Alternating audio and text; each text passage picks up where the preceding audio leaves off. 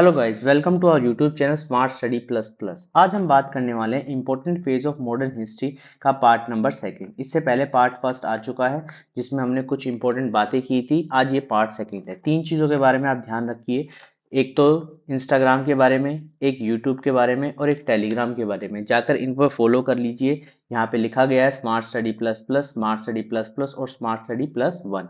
ठीक है, ये ध्यान रखना, इसको जाके फॉलो कर लो। लेटेस्ट पीडीएफ अवेलेबल हो जाएंगी, कुछ नया कंटेंट होगा तो इंस्टाग्राम और यूट्यूब पे आपको अवेलेबल हो जाएगा। तो शुरुआत करते हैं। आज की शुरुआत होती है, सबसे पहले व्यक्ति जो हैं हमें जिनके बारे में जानना है वो थे गांधी जी।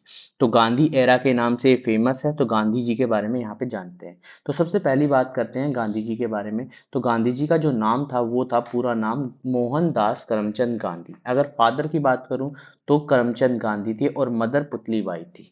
ये तीनों व्यक्ति हो गए। अब इसके बाद बात करते हैं डेट ऑफ बर्थ की। बात करते हैं तो 2 अक्टूबर 1869 इनकी डेट ऑफ बर्थ थी। ये जरूर याद रखना, ठीक है। और 2 अक्टूबर को हम क्या करते हैं, सेलिब्रेट भी करते हैं, ठीक है। Place of birth Porbandar Gujarat के अंदर। अगर मैं वाइफ की बात करूं तो कस्तूरबा गांधी थी। कस्तूरबा गांधी थी जिनकी इनकी मैरिज जो हो गई थी वो 13 साल की आयु में हो गई थी। इतनी बात भी ध्यान रखना। इनके 4 पुत्र थे, हरिलाल, मणिलाल, रामदास और देवदास। ये 4 पुत्र थे जिनका नाम आपको याद रखना। अगर मैं इनकी एजुकेशन की बात करूं तो इनकी एजुकेशन जो हुई थी वो कहाँ पे हुई थी, इंग्लैंड में हुई थी। ये इंग्लैंड चले गए थे, वहीं से इन्होंने अपनी एजुकेशन कंप्लीट की थी। अगर पॉलिटिकल ग्रुप की बात करूं तो गोपाल कृष्ण गोखले थे, ठीक है। इतनी बात ध्यान रखना। इनकी एक फेमस स्टूडेंट थी, ये जरूर ध्यान रखना, जो इंग्लैंड से थी, मीराबेन। ठीक है, ये जरूर याद रखना, काफी बार पूछ लिया जाता है, इसलिए मैंने ये क्वेश्चन यहाँ पे ऐड किया है। ये ध्यान रखना, ठीक है। और इंग्लैंड में इनको बैरिस्टर का टाइटल भी मिला था। ये भी ध्यान रखना कि इनका जो टाइटल, जो बैरिस्टर वो मिला था, वो कहाँ पर मिला था, इंग्लैंड में मिला था, ठीक है। क्योंकि वहां पर ये लॉ की प्रैक्टिस करने के लिए गए थे। अब चलिए आगे बात करते हैं। अगर मैं बात करूं, पहली बार इन्होंने सत्याग्रह इंडिया से आने से पहले ही कर लिया था। पहली बार जो सत्याग्रह का इस्तेमाल किया था 1906 के अंदर किया था, और 1908 में इनको जेल भी हो गई थी।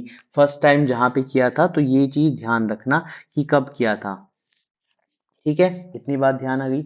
अब इसके बाद कुछ आश्रम थे, कि आप याद रख सकते हो। ये सारे के सारे आश्रम के मैंने यहाँ पे नाम लिख दिए हैं। ये सभी आश्रम यहाँ पे याद रख लेना, ज्यादा इतना कुछ है नहीं इसके अंदर बात, ठीक है। इनकी जो ऑटोबायोग्राफी थी उसका नाम क्या था, माई एक्सपेरिमेंट विद ट्रूथ था। फेमस बुक कौन सी थी, Hind Swaraj, India of my dream, Satyagraha in south Africa, ये सब। अगर इनकी डेथ की बात करें तो 30 जनवरी 1938 को हो गई थी, और इनको क्या कहा जाता है, फादर ऑफ द नेशन कहा जाता है। चलिए, एक बात अब यहाँ तक।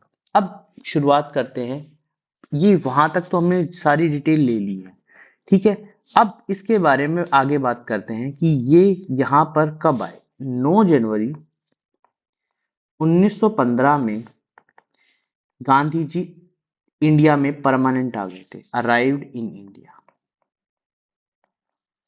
ठीक है। कहां से, from south Africa. South Africa से आ गए थे। इतनी बात समझ आई। क्यों ये दिन यहाँ पे रखा गया है, इस दिन के बारे में क्या बात करते हैं, तो यहाँ पर ध्यान रखना, इस दिन को हम सेलिब्रेट करते हैं N.R.I, नॉन रेजिडेंस, ठीक है, या कह सकते हैं प्रवासी भारतीय दिवस के नाम से इसको याद किया जाता है। इसकी शुरुआत कब हुई थी, 2003 में, ठीक है। एनआरआई डे के नाम से याद रखा जाता है, और इस डे को हम कहते हैं प्रवासी भारतीय दिवस। अब आगे बात करते हैं, ठीक है। 1915 के अंदर इनको एक उपाधि मिली थी। उपाधि किसकी नाम की थी, इनको टाइटल मिला था केसरे ए हिंद। अच्छा, ये क्यों मिला था, इसकी कहानी के पीछे क्या था, कि जो फर्स्ट वर्ल्ड वॉर में भारतीय युवा थे उनको प्रेरित किया था, उनको मोटिवेट किया था कि जाकर पार्टिसिपेट करो किसमें, फर्स्ट वर्ल्ड वॉर में। फर्स्ट वर्ल्ड वॉर में पार्टिसिपेट करो, और जाकर अगर तुम पार्टिसिपेट करोगे तो अंग्रेज हमारे लिए आगे जाके काम करेंगे, ठीक है। और इससे ज्यादा और इन्फॉर्मेशन क्या होनी चाहिए, एक इन्फॉर्मेशन ये भी होनी चाहिए, वैसे हमने सीख ली है। 1924 के अंदर इन्होंने बेलगांव सेशन था, ठीक है, तो उसके प्रेसिडेंट बने थे। सेशन किस चीज से रिलेटेड था, कांग्रेस का सेशन था, ठीक है। उसके प्रेसिडेंट बने थे। बहुत बार पूछा जाता है, बहुत बार पूछा जाता है कि कौन सा ऐसा सेशन था जिसमें ये चीज हुई थी, ठीक है। हमने आगे बात करते हैं। उसके बाद यहां तक तो ठीक है, मगर अब मैं इसके अलावा कुछ चीजें और बता रहा हूं जो इनके निक नेम्स थे, वो भी आपको याद रखनी है, जो आपके एग्जाम में पूछ लिए जाते हैं, ठीक है। जैसे राष्ट्रपिता के नाम से, महात्मा गांधी जी के नाम से, तो हम कुछ फेमस फेमस ही करने वाले हैं, सारे नहीं करने वाले। जैसे कि राष्ट्रपति,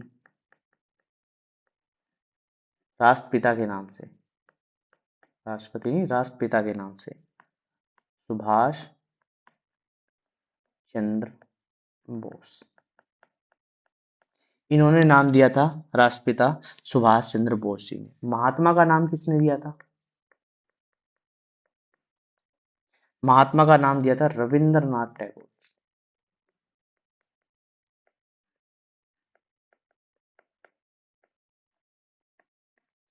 ठीक है। इतनी बात समझ आई, ठीक है। बापू का नाम किसने दिया था, बापू भी बोलते थे इन्हें, वो थे पंडित जेएल नेहरू। पता है ना जेएल नेहरू कौन है, जवाहरलाल नेहरू जी, ठीक है। तो इस तरीके से ये और भी बहुत सारे नाम दिए थे, हाफ निक्ड बैगन का नाम दिया था, ठीक है, मलंग बाबा का नाम दिया था। मगर ये जो फेमस व्यक्ति थे हमारे इंडियंस, इनके बारे में ज्यादातर पूछा जाता है, ठीक है। ये चीज याद रख लेना, ठीक है। इसके बाद यहां तक चीजें होगी। अब आगे की कहानी शुरू करते हैं। अब 1916 के अंदर, अभी सभी को पता है, हम जहां तक थे कि विश्व युद्ध चल रहा था। विश्व युद्ध में इंडियंस ने पार्टिसिपेट किया, यहाँ पे लिख देता हूँ फर्स्ट वर्ल्ड वॉर। पार्टिसिपेट किया, पार्टिसिपेट करने के बीच में एक, क्या कह सकते हैं कि 1916 के अंदर एक होम रूल लीग की शुरुआत हुई। अब इसका एम क्या था, क्यों इसकी शुरुआत हुई थी, तो होम रूल लीग की शुरुआत हुई थी कि अपना रूल खुद करना, किसके अंदर, ब्रिटिश एम्पायर के अंदर, ठीक है। इसके दो प्रमुख व्यक्ति थे, बाल गंगाधर तिलक और एनी बेसेंट। इन्होंने पूरे देश में चलाया था। तो बाल गंगाधर तिलक के पास जो राज्य थे या रीजन थे वो महाराष्ट्र और कर्नाटक था, और एनी बेसेंट मद्रास और तमिलनाडु में थी, ठीक है। अब बात करते हैं, इसके बाद हुआ लखनऊ पैक्ट, वो भी 1916 में हुआ। 1916 में इसमें क्या हुआ कि जो कांग्रेस और मुस्लिम लीग अलग अलग थी वो एक साथ मिल गई आकर, क्योंकि अंग्रेज किसी तरीके से भी भारतीयों की सुनवाई नहीं कर रहे थे, सुनवाई नहीं कर रहे थे, जिसकी वजह से यहाँ पर दोनों आकर मिल गए। अब जब हुई बात, अभी ये कहानी और बताऊंगा जब आगे जाके एक विश्व युद्ध हार जाएंगे, तो एक और कहानी होगी जो मुस्लिम लीग को इम्पैक्ट कर रही। अब आते हैं 1917 की बात करते हैं। 1917 में सबसे पहली जो कहानी हुई वो चंपारण सत्याग्रह। अब क्या हुआ, जब गांधी जी इंडिया आ चुके थे तो वो क्या गए, एक इंडियन नेशनल कांग्रेस का सेशन ज्वाइन करने गए थे, जिसका सेशन जो हो रहा था वो लखनऊ में हो रहा था।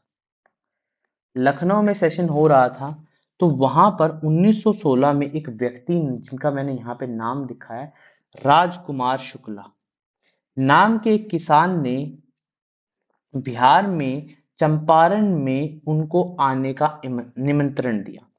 अब निमंत्रण दिया, ठीक है, इसलिए गांधी जी किस में गए, चंपारण गए बिहार के लिए। वहां पर ऐसा क्या हो रहा था, वहां पर नील की खेती होती थी। किसकी खेती होती थी, नील के बागान लगाए जाते थे। नील के बागान लगाने का से क्या हो गया कि उससे क्या थे, किसानों की शिकायत थी कि भाई साहब ये नील की खेती हमारे खेतों को नुकसान दे रही है। अब नील की खेती कैसे होती थी, 20/3 के रूल से, इसलिए इसका नाम भी क्या रखा था, 3/20, ठीक है, कि 20 में से 3 खेती जो होनी है वो नील की होनी चाहिए। इससे क्या होता था, जो फसल खेत होते थे वो क्या होते थे, खराब हो जाते थे नील की खेती, जिसकी वजह से गांधी जी ने जाकर चंपारण में 1917 में जाकर सत्याग्रह किया। तो ये कहानी थी इसके पीछे की। अब इस कहानी को खत्म करते हुए जैसे ही कंप्लीट हुआ, एक और सत्याग्रह आ गया 1948 के 1918 के अंदर अहमदाबाद मेल में। और इसमें सबसे पहली बार गांधी जी ने हंगर स्ट्राइक की, भूख हड़ताल की। अब ये क्यों हुआ? इसके पीछे क्या था कि अहमदाबाद मिल के जो मजदूर थे ना, उस समय ना एक प्लेग की बीमारी हो गई थी, और प्लेग की वजह से जो बोनस की मांग थी ना उनकी, वो बोनस की जो मांग थी वो नहीं दे रहे थे। उनसे कहा गया कि जो प्लेग बोनस दिया जाए अंग्रेजों के द्वारा, वो 35% मिलना चाहिए। ठीक है, मगर वो दे नहीं रहे थे, जिसकी वजह से गांधी जी ने सत्याग्रह शुरू कर दिया। अब गांधी जी बैठ गए सत्याग्रह पर, तो कुछ ना कुछ तो होना ही था। तो वो हंगर स्ट्राइक पर बैठ गए हैं, तो अपनी बात उन्होंने क्या की, मनवा ली, और बाद में 35% जो था वो बोनस दिया गया, किनको, अंग्रेजों तो उसको, मजदूरों को अंग्रेजों के द्वारा। ये कहानी थी। अब यहां तक कहानी शुरू खत्म हुई। तो अब बात करते हैं 1918 में एक और सत्याग्रह हुआ, जिसमें मेन रोल भी था महात्मा गांधी जी का, से बढ़कर एक व्यक्ति और थे, सरदार वल्लभ भाई पटेल। ठीक है, ये जो था एरिया, ये गुजरात में था। गुजरात में था। गुजरात के खेड़ा जिले में फसल नष्ट होने के बावजूद भी किसानों पर टैक्स लगा दिया गया। तो टैक्स तो लगा दिया गया, तो जहां पे वहां के जो नेता थे, कह सकते हैं कि सर्वेंट ऑफिस सोसाइटी के जो नेता थे, उनके एक सदस्य थे सरदार वल्लभ भाई पटेल, ने उन्होंने गांधी जी के साथ वहां पर पहुंच गए, और उन्होंने किसानों का साथ दिया और अंग्रेजों का विद्रोह किया। बाद में गांधी जी और किसानों की बात मान ली गई, और खेड़ा सत्याग्रह भी सफल हो गया। खेड़ा सत्याग्रह सफल हुआ। अब चीजें क्या हुई, खेड़ा सत्याग्रह सफल होने के बाद एक और एक्ट लगा दिया गया, 1916 का रॉयल एक्ट। अब ये बड़ा महत्वपूर्ण एक्ट है। ये क्यों लगाया गया था? क्योंकि जैसे ही विश्व युद्ध खत्म हुआ, अंग्रेजों को बात माननी पड़ती, किनकी, हिंदुस्तानियों की, भारतीयों की। तो अब उन्हें बात नहीं माननी थी, तो इसलिए उन्होंने एक काला कानून प्रस्ताव, इसको काला कानून कहते हैं, यहाँ पे लिख देता हूँ, कानून, काला कानून का प्रस्ताव रखा मार्च 1919 में। ठीक है, इसमें क्या था कि भारतीयों की ब्रिटिश सरकार द्वारा भारत में उभर रहे राष्ट्रीय आंदोलनों को कुचलने के उद्देश्य से नीति कानून बनाई गई। क्योंकि अब देखो, जैसे ही वर्ल्ड वॉर खत्म हुआ, तो भारतीयों की बात माननी चाहिए थी, मगर वो बात नहीं माननी थी, जिस वजह से क्या हुआ, वहां पर राष्ट्रीय आंदोलन शुरू हो गए। अब राष्ट्रीय आंदोलन शुरू हो गए, तो उनको बात माननी नहीं थी, तो इसलिए ये एक्ट लाया गया। ठीक है, इस एक्ट के तहत क्या हुआ कि इसमें, इस कानून के अंदर जो सर सिडनी रॉयल थे, उनकी अध्यक्षता वाली सेशन एक कोर्ट बनाया गया, मतलब एक समिति बनाई गई, जिसके अनुसार ब्रिटिश सरकार को यह अधिकार प्राप्त हो गया कि वह किसी भी भारतीयों पर अदालत में बिना मुकदमा चलाए उसे जेल में बंद कर सकते, बिना किसी को भी जेल में बंद कर सकते हैं। इस कानून के तहत अपराधियों को उसके खिलाफ मुकदमा दर्ज करने वालों का नाम जानने का अधिकार भी समाप्त कर दिया गया था। ठीक है, कि भाई उन्होंने क्या किया है, किस तरीके से किया है, तो उनके खिलाफ, तो उनको बस एक किसकी, इस कानून के अगेंस्ट जाकर देश कह सकते हैं कि देशव्यापी हड़तालें जरूर, और इस कानून के अगेंस्ट जाकर बाद में क्या हुआ, ये कानून तो बना दिया गया, अब ये गलत तरीके से बनाया गया, तो बाद में जाकर क्या हुआ कि इसके अगेंस्ट जुलूस और विद्रोह होने लग गया। अब होने लग गया, ठीक है, और इसी वजह से 30 मार्च को 1919 को सत्याग्रह दिवस मनाया गया। पहली बार सत्याग्रह दिवस मनाया गया। अब ये सब तो हो गया, रोल एक्ट लगा दिया। रोल एक्ट के अंदर किसी को भी जाके जेल में बंद कर दिया जाता था, बंद कर दिया जाता था, तो उससे क्या हुआ, उससे कोई भी एक्टिविटी करना मुश्किल हो गया। मगर उसी बेस पर 1919 के अंदर एक जलियांवाला बाग हत्याकांड। अब ये जलियांवाला बाग हत्याकांड क्या था, ये सभी को पता है। इसकी डेट क्या थी, 13 अप्रैल 1919। ठीक है, अब जलियांवाला बाग हत्याकांड के अंदर किसने क्या बंदूकें चलाई, क्या हो रहा था उस समय, अगर मैं बात करूं तो, ठीक है,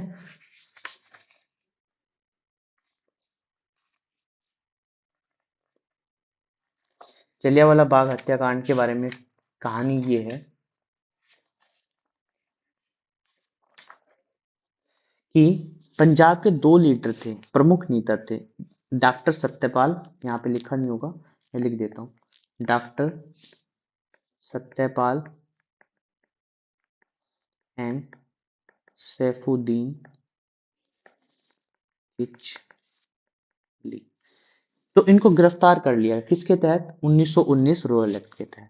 ठीक है, काला कानून के तहत इनको अरेस्ट कर लिया गया। तो काला कानून के तहत तब पंजाब के लोगों ने इसका विद्रोह किया, और बैसाखी का फेस्टिवल होता है 13 अप्रैल को। तो उसको सेलिब्रेट करने के लिए लोग कहाँ पे इकट्ठा हो गए, जलियांवाला बाग में। अब सब जगह तो रोल एक्ट लगा हुआ था कि भाई लोग इकट्ठे नहीं हो सकते, लोग इकट्ठे होंगे तो उनको अरेस्ट कर लिया जाएगा। ठीक है, तो जलियांवाला बाग में एक प्राइवेट प्रॉपर्टी थी किसकी, जल्ली नामक व्यक्ति की। तो इसी नाम पर जलियांवाला बाग का नाम रखा गया। जब जलियांवाला बाग में पीसफुल लोग इकट्ठे हुए, तब एक गद्दार व्यक्ति हंसराज नामक व्यक्ति ने यह खबर जनरल डायर को दी थी। जाकर जाकर जैसी जनरल डायर को ये दी, तभी तभी वो व्यक्ति जनरल डायर कुछ अपने सेना के सोल्जर्स को लेकर जलियांवाला बाग पहुंच गया और बोला कि गोलियां चला दो अंधाधुंध, और चारों तरफ से जो दरवाजे थे वो भी बंद कर दिए गए, जिसकी वजह से जलियांवाला बाग हत्याकांड हुआ। अब इसमें क्या हुआ, इसमें जो रविंद्रनाथ टैगोर थे उन्होंने अपनी उपाधि वापस कर दी, जो नाइट रूट की उपाधि मिली थी। ठीक है, वो किसके प्रोटेस्ट में, जलियांवाला बाग में। महात्मा गांधी जी को भी मिली थी, भी अब हमने ऊपर जाना केसरे हिंद की, वो भी मिल गई। ठीक है, और एक और बात बताता हूँ कि इससे पहले क्या हुआ, 10 अप्रैल 1919 को महात्मा गांधी जी को अरेस्ट भी कर लिया था पलवल स्टेशन हरियाणा से, क्योंकि उन्हें पता था कि भाई साहब रॉयल एक्ट चल रहा है, किसी को भी अरेस्ट कर लिया जाए तो ठीक रहेगा। और गांधी जी उस समय अगर रॉयल एक्ट के अगेंस्ट खड़े हो जाते तो वो चीज भी वहां से बंद हो जाती। चलो इतनी बात हुई। अब इसी के बाद एक और चीज हुई, 1919 के अंदर खिलाफत मूवमेंट की शुरुआत हुई। अब ये खिलाफत मूवमेंट क्या था कि पहले विश्व युद्ध के बाद, जब पहला विश्व युद्ध खत्म हुआ, तो ब्रिटिश और टर्की के बीच के संबंध खराब हो गए, और जो टर्की के सुल्तान थे ना, के सुल्तान थे, सुल्तान की उपाधि थी कि वो, मतलब जो टर्की के जो सुल्तान थे उनको एक उपाधि दी जाती थी मुस्लिमों के द्वारा, तो वो खत्म कर दी गई। ठीक है, उनके सारे के सारे अधिकार खत्म कर दिए गए। इसके साथ साथ टर्की के सुल्तान को इस्लाम धर्म का जो खलीफा मानते थे मुस्लिम्स लोग, वो भी जब खत्म हो जाएगी, जब उनकी उपाधि ही खत्म हो गई तो जो खलीफा की उपाधि है वो भी खत्म हो गई। इसलिए 1919 के में खिलाफ में जो पद था वो खत्म कर दिया गया। तो 1919 में दिल्ली में और 1920 में कोलकाता सेशन से खिलाफत आंदोलन की शुरुआत हुई, और इसमें गांधी जी द्वारा भारतीय मुसलमानों का समर्थन किया गया। ठीक है, और जिसे लीड कौन कर रहे थे, लीड जो कर रहे थे, की लीडर्स थे अली ब्रदर्स। ठीक है, ये लीड रहे थे, सपोर्ट किसका था, तुर्किश खलीफाओं के लिए। ठीक है, और गांधी जी ने अपॉर्चुनिटी देखा कि भाई यहाँ से हिंदू मुस्लिम्स एक दूसरे से मिल सकते हैं। चलो अब इतनी बात हुई, यहाँ पर खिलाफत आंदोलन की बात हो गई। अब खिलाफत आंदोलन के बाद अगली स्टोरी थी 1920 से 1922 में नॉन कोऑपरेशन मूवमेंट। अब नॉन कोऑपरेशन मूवमेंट किसने लीड की थी, गांधी जी ने लीड की थी, गांधी जी ने लीड की थी। तो गांधी जी ने इस आंदोलन को रॉयल एक्ट अधिनियम की समाप्ति के उद्देश्य से शुरू किया था, कि जो रॉयल एक्ट है उसको खत्म कर दिया जाए, क्योंकि वो पंजाब की गलती थी, जलियांवाला बाग हत्याकांड को सुधारना था, खिलाफत की गलती को बदलना था। ठीक है, इसके कारण सारी के सारी चीजों पे क्या है, नॉन कोऑपरेशन मूवमेंट की शुरुआत कर दी गई।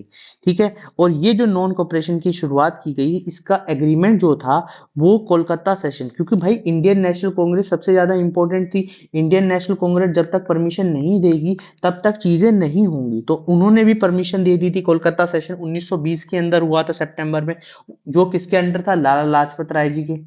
उन्होंने भी परमिशन दे दी कि भाई ठीक है, हम क्या कहते हैं कि इसके तहत नॉन कोऑपरेशन मूवमेंट की शुरुआत कर देते हैं। ठीक है, और इस तरीके से शुरुआत हुई। ठीक है, ये जो थी फर्स्ट मास मूवमेंट थी, बहुत बड़ी मात्रा में मूवमेंट थी। कब शुरुआत हुई थी, 1 अगस्त 1920 को। मैं यहाँ पे लिख भी देता हूँ, 1 अगस्त 1920 को शुरुआत हुई। ठीक है। इसमें बाल गंगाधर तिलक जो थे वो वो एक्सपायर हो गए थे, पास अवे हो गए थे, जिसलिए एक फंड भी बनाया गया तिलक फंड के नाम से। ठीक है, ये ध्यान रखना। लिखा भी है कि wide spread mass movement participate boycott British court school textiles foreign goods सब कुछ बायकॉट कर दिया और बहुत बड़ी मात्रा में शुरुआत की। अब इसकी शुरुआत होगी मगर बीच में ही एक हत्याकांड हो गया। 5 फरवरी 1922 को चोरा चोरी इंसिडेंट हो गया। चोरा चोरी उत्तर प्रदेश में गोरखपुर के पास का एक कस्बा था। ठीक है, जहां पर एक भीड़ में 2000 व्यक्ति एक साथ इकट्ठे हो गए थे। कहां पर? शराब के ठेके पे जो चोरा चोरी में था। और वहां पर क्या था भाई, एक्ट लगाया हुआ था, रॉयल एक्ट। तो उसके कारण क्या हुआ, उसके कारण ये हुआ कि भाई साहब जो लोग थे ना, जो पुलिस ने लाठी चार्ज कर दी, एक तरीके से कह सकते हैं कि चोरा चोरी के जो खड़े हुए लोग थे, क्योंकि इकट्ठे खड़े नहीं हो सकते थे। और जिसके गुस्से में पुलिस, यहाँ पर तो लोग मरे ही थे। ठीक है, पुलिस ने फायर कर दी और 3 लोग मार दिए, 3 लोग मर गए, जिसके गुस्से में आकर लोगों ने पुलिस थाना ही जला दिया और 22 लोग पुलिसमैन जो थे वो जिंदा जल गए, जिंदा जल गए थे। और जिसके कारण इफेक्ट हुआ कौन सा एक्ट? Non cooperation movement. जिसका इफेक्ट किस पे पड़ा? Non cooperation movement. और गांधी जी को अरेस्ट कर लिया गया, गांधी जी को अरेस्ट भी किया गया, क्योंकि बाद में उन्होंने ये विड्रॉ कर लिया था और गांधी जी को अरेस्ट कर लिया गया था और 6 साल की कारावास दे दी गई थी। मगर बाद में वो 2 साल बाद निकल गए थे क्योंकि उनकी हेल्थ खराब थी। बस इतना ध्यान रखना कि चोरा चोरी गोरखपुर यूपी में हुई थी। किस लिए हुई थी? कि जो एक क्या थे, जो एंग्री भीड़ थी, उन्होंने पुलिस स्टेशन पर अटैक कर दिया था, 22 पुलिसमैन मारे गए थे। पर पहले पुलिस वालों ने ही अटैक किया था, जो ये कहानी है, और बाद में पुलिस वालों को मार दिया गया था। ठीक है, और जिसका सस्पेंशन हो गया था नॉन कोऑपरेशन मूवमेंट का, ये वो, और इसी वजह से जो अरेस्ट हो गए थे महात्मा गांधी और 6 साल की सजा उनको हुई थी। चलो, इतनी कहानी यहाँ तक समझ आई होगी। अगर चीजें समझ नहीं आई तो बता देना। ठीक है, एक एक चीज मैं अच्छे तरीके से, बहुत प्रॉपर तरीके से नोट्स बना के लेके आया हूँ। एक एक चीज को अच्छे तरीके से हम समझने की कोशिश कर रहे हैं। ठीक है, इसके बाद एक फाउंडेशन हुआ स्वराज पार्टी का 1923 में। इसलिए ये डेट याद रखना, क्योंकि देखो ये डेट याद रखनी है। जो कहानी है मैं इसलिए कहानी सुना रहा हूँ, इसलिए कहानी की तरह चीजों को याद करा रहा हूँ ताकि आपको ये याद रहे। ठीक है, मार्च 1923 में इलाहाबाद में स्टार्ट हुई थी। कांग्रेस मैन जो थे इसके वही लीडर थे, जो सबसे मेन लीडर थे। कौन थे? मोतीलाल नेहरू। मोतीलाल नेहरू, इनका ही नाम याद रखना, बाकी सब चीजें सही है। ठीक है, अब इसके बाद एक और फाउंडेशन हुई HRA की। HRA की फाउंडेशन हुई। HRA क्या कहता है भाई? HRA क्या है, किस तरीके से फाउंडेशन हुई? देखो, एक एक लाइन करके हम चीजों को पढ़ते जा रहे हैं, एक एक चीज पढ़ते जा रहे हैं, इस तरीके से पढ़ते जा रहे हैं कि ताकि आपको चीजें समझ आ जाएं, कि ताकि एक भी चीज ऐसी ना हो जो आपसे छूट जाए। ठीक है, इस तरीके के जो मैं एक एक लाइन इसलिए ऐड कर रहा हूं ताकि आपके एग्जाम में ये चीज आ जाए, तो आप क्या करो, ये चीज पढ़ के चले जाओ कि भाई ये डेट थी, इस तरीके से डेट में ये हुआ था। ठीक है, अब देखो HRA के बारे में, ये क्या था? एक इंडिपेंडेंट फेडरल रिपब्लिक था। ठीक है, इसके जो फाउंडर थे, मेन ये फाउंडर याद करने हैं। एक ये डेट याद रखनी है और एक फाउंडर याद रखने हैं कि कौन कौन थे। राम प्रसाद, ठीक है, बिस्मिल, और सचिंद्रानंद नाथ। ठीक है, ये याद रखना है, बस इतना याद रखना है, ये बहुत इंपॉर्टेंट है। अब बात करते हैं एक उसके बाद जो घटना हुई थी 1925 में हुई थी। क्या हुई थी कि सारंगपुर से लखनऊ जा रही ट्रेन को लखनऊ से पहले काकोरी स्टेशन पर लूट लिया गया हमारे क्रांतिकारियों के द्वारा, जिसमें चंद्रशेखर आजाद और उन थे जिन्होंने नेतृत्व किया था। क्योंकि उस ट्रेन में क्या जा रहा था? सरकारी खजाना जा रहा था और हमारे क्रांतिकारियों के द्वारा सरकारी खजाना लूटा गया था काकोरी स्टेशन से। तो यह काकोरी कॉन्स्पिरेसी कहलाती है। इस लूटे हुए खजाने में 9 पिस्टल मांगी गई थी जो रूस से आई थी। ठीक है, इसलिए इसको काकोरी कॉन्स्पिरेशन कहते हैं। और इसी कारण 29 मेंबर्स जो थे वो अरेस्ट हो गए और 4 मेंबर्स को क्या किया गया? क्या दी गई? उनको सजा दी गई। ठीक है, फांसी की सजा दे दी गई थी। ठीक है, और ये लूटने वाला कौन सा ये था? HRA। ठीक है, जिसके हेड कौन थे? चंद्रशेखर आजाद। जिसके हेड कौन थे, चंद्रशेखर आजाद, वो नहीं मिले थे। और यहीं से ट्रिब्यूट दिया था मेरे रंग ते बसंती चोला, यहीं इसी को ट्रिब्यूट किया गया है। देखी होगी ना फिल्म, तो इस तरीके से याद रख सकते हो। चलो, अब ये तो हो गया। इसके बाद आते हैं 1928 के अंदर, क्योंकि हर 10 साल के अंदर कोई ना कोई कमीशन आता है। 1919 में भी आया था और 1928 में भी एक कमीशन आया था, साइमन कमीशन, जो हर 10 साल में आकर देखता है कि भारत के अंदर किस तरीके से चीजें चल रही हैं। ठीक है। इसमें क्या हुआ कि जो 7 मेंबर्स थे ना, वो पूरे के पूरे किसके थे, अंग्रेजों के थे। तो जब अंग्रेजों के थे तो सारा डिसीजन अंग्रेजों के द्वारा ही लिया जाएगा, तो इसलिए इसको क्या किया गया, बाइकआउट कर दिया गया। और इसका नाम भी रखा गया व्हाइट मैन कमीशन। और नेशनल वाइड से बाइकआउट किया गया और इसका प्रोटेस्ट किया गया। ठीक है। क्योंकि जब भी ये आया, तो इसका स्वागत कहाँ पे हुआ, मुंबई में हुआ। किससे हुआ स्वागत, काले झंडे दिखाकर। और हड़तालें की गई, और देखा गया कि भाई ये 7 मेंबर्स जो हैं इसमें इंडियंस है ही नहीं, तो इंडियंस के बारे में क्या सोचा जाएगा, इंडियंस के लिए कुछ भी नहीं किया जाएगा। और इसमें एक व्यक्ति जो थे, उनकी मृत्यु भी हो गई थी, क्योंकि उनके के अगेंस्ट, और आगे जाके उनके अगेंस्ट बहुत कुछ हुआ था। ठीक है। जब लाहौर ये पहुंचा कमीशन, तो लाला लाजपत राय ने नारा दिया, गो बैक साइमन। तभी उसी प्रोटेस्ट में पुलिस ने लाठी चार्ज कर दी और लाला लाजपत राय जी को चोट लग गई। और 17 नवंबर 1928 को उनकी मृत्यु हो गई थी, और जिसका बदला बाद में लिया गया था, ये ध्यान रखें। ठीक है। कैसे लिया गया था उसके बारे में आगे कहानी है, बस इतना ध्यान रखना, ये इंपॉर्टेंट पॉइंट है। 7 मेंबर्स थे। व्हाइट मैन कमीशन किसको कहा गया, नेशनल वाइड प्रोटेस्ट हुआ जिसको कहा गया Simon go back, Simon go back. और नारा को देने वाला कौन था, लाला लाजपत राय, लाला लाजपत। ठीक है। यहां तक कहानी हुई। ठीक है। इसके बाद एक और एसोसिएशन बनाएगी, HSRA। ठीक है। जिसकी शुरुआत कहाँ पे हुई थी, 10 सितंबर 1928 दिल्ली में, फिरोजा कोटला में। चंद्रशेखर आजाद थे इसके, जो भगत सिंह जो थे उनके मेंबर्स थे। तो इस तरीके से ये बनाएगी, ये ध्यान रखना। अब आती है, बस इतना ही ध्यान रखना कि ये बनाएगी ये एसोसिएशन, बस इतनी याद रखें। 1928 में एक चीज हुई, क्या हुई, नेहरू जी ने अपनी रिपोर्ट जारी की 1928 में। अब जब साइमन कमीशन पूरी तरीके से नहीं काम कर पाया, तो एक रिपोर्ट बनाई गई कि कहा गया इंडियंस को कि भाई तुम ही रिपोर्ट बनाओ, मगर एक शर्त रखी कि रिपोर्ट तभी मानेंगे जब सभी व्यक्ति, जो मुख्य व्यक्ति हैं, वो सभी साइन कर पाएंगे। मगर एक व्यक्ति ऐसे थे जिन्होंने इसके ऊपर इनका इसका बायकॉट किया, और जैसे ही वो बायकॉट किया, तो बस अंग्रेजों को तो मिलना था मौका, और जिस वजह से नेहरू रिपोर्ट बाद में रद्द हो गई थी। तो 28 फरवरी 1928 को इसकी फॉर्मेशन हुई। मोतीलाल नेहरू जी इसके हेड थे। और भी बहुत सारे व्यक्ति थे, बस मोतीलाल नेहरू जी का नाम याद रखना। ठीक है। 10 अगस्त 19 को मोतीलाल नेहरू जी ने अपनी नेहरू रिपोर्ट करी थी। ठीक है। जिसमें फंडामेंटल राइट्स भी थे, सेपरेट इलेक्टोरेट वगैरह को रिजेक्ट कर दिया गया था, ये सब था। और इसे कहा गया बाद में जाकर, यही क्या बना, ब्लूप्रिंट बना था इंडियन कॉन्स्टिट्यूशन का। ठीक है। जिसके लिए फॉर्मली बाद में कब अडॉप्ट किया गया, 28 अगस्त 1928 के अंदर। तो ये यहाँ तक की कहानी थी। उम्मीद करता हूँ चीजें समझ आ रही होंगी। ठीक है। आज हम पढ़ते हैं यहीं तक की कहानी। इसके बाद एक और वीडियो आ जाएगी जिसमें मॉडर्न हिस्ट्री का बहुत इंपॉर्टेंट पार्ट हम खत्म पूरा कंप्लीट कर देंगे। ठीक है। तो आज इतनी बात करते हैं। उम्मीद करता हूँ आपको ये वीडियो पसंद आई होगी।